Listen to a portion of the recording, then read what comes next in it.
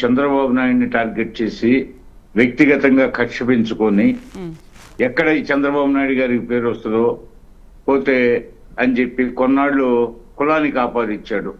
తీరా చూస్తే ఈ 29,000 చిల్లర మంది రైతుల్లో మెజార్టీ 30 చిల్లర 40 కులాలు ఉన్నాయి అక్కడ. అదేవిధంగా భూములు చూస్తే ఆ కులాలే ఎక్కువ ఉన్నాయి. మొదటి నుంచి అతనిది ఏంటంటే ఆధిపత్య ధోరణి కలిగిన వ్యక్తి జగన్మోహన్ రెడ్డి. ఆయన ఏదో ఈ ప్రపంచంలో తాను ఒక మహాపండితుడిలాగా, తాను మహాదేశభక్తుడిలాగా, పోతే మహా నాయకుడిలాగా తనను తాను ఎక్కువ మితిమీరిన ఆత్మవిశ్వాసం కలిగిన వ్యక్తి. ఎప్పుడో రెడ్డి రాజుల కాలంలో ఒక ఆయన ఉండేవాడు.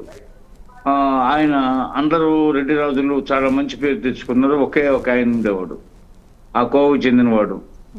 పోతే ఆయన పురుడు సుంకంగాడు వేసి ఉన్నాడు గతంలో ఆ రెడ్డి రాజు. అదే విధంగా చాలా మందిని వధించి ఉన్నాడు, అడ్డు చెప్పిన వాళ్ళందరినీ. పోతే ఈయన కూడా నియంతృత్వ స్వభావం కలిగిన మనిషి.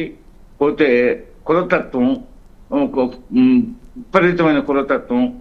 అదేవిధంగా గతంలో రాయలసీమలో 48 మంది పాలిగారులు ఉంటే ఆ పాలిగారులో మెజారిటీ పీపుల్ ఇదే లక్షణాలతో ఉన్నారు. ఆ ఇన్స్పిరేషనల్ ఉంది ఈయనకి.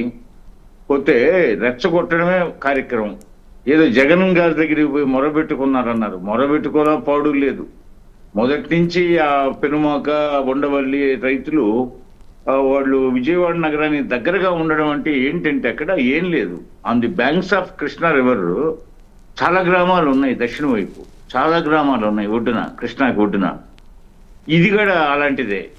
అయితే అక్కడ ఏమైందంటే ప్రకాశం బ్యారేజీ ఉన్నది. మొట్టమొదటిగా ఉండవల్లికి ప్రకాశం బ్యారేజీ విజయవాడ నుంచి రాకపోకలకి రహదారి. అదేవిధంగా తూర్పున ఎన్టీఆర్ గారి టైంలో వారధి ఇంకోటి కట్టారు తూర్పున.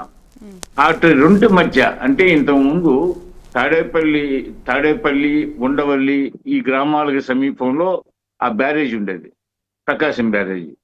ఆ వారధి ఇప్పుడు ఎన్టీఆర్ టైంలో కట్టిన వారధి, ఇటు మధ్యలో పొలాలు ఉన్నాయి. ఇప్పుడు వాళ్ళకి 2 వంతెనలు ఉన్నాయి. అంటే ప్రకాశం బ్యారేజ్ ఒకటి ఎన్టీఆర్ గారు కట్టించింది. అందువల్ల ఏంటంటే కాస్త విజయవాడకి రాకపోకలు సులభమైన. మిగతా గ్రామస్తులకి ఏంటంటే ఇంకా వంతెనలు లేవు. ఇప్పుడే నిర్మాణం, ఇప్పుడు ఆల్రెడీ ఒకటి నిర్మాణం అయిపోయింది. మిగతా ఇంకా 2 నిర్మాణ దశలో ఉన్నాయి. అంటే పైన ఇబ్రహీంపట్నానికి సమీపంలో, గొల్లపూడికి సమీపంలో, అంటే విజయవాడ హైదరాబాద్ రూట్స్ లో గొల్లపూడి ఉంటుంది కదా, గొల్లపూడికి సమీపంలో, అట్లాగే ఇబ్రహీంపట్నం సమీపంలో, అలాగే ఇది